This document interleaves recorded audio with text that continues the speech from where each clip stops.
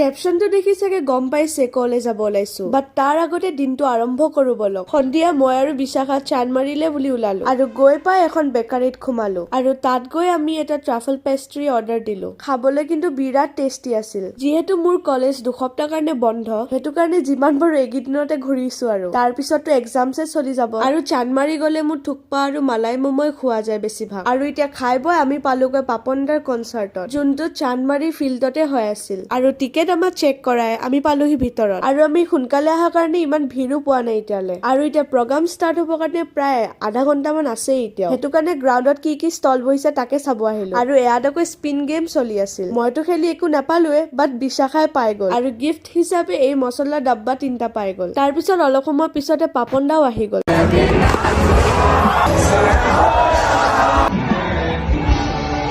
আৰু কনচাৰ্ট খতম হোৱাৰ পিছত আমিও এক কাপ চাহ খাই গুচি আহিলো।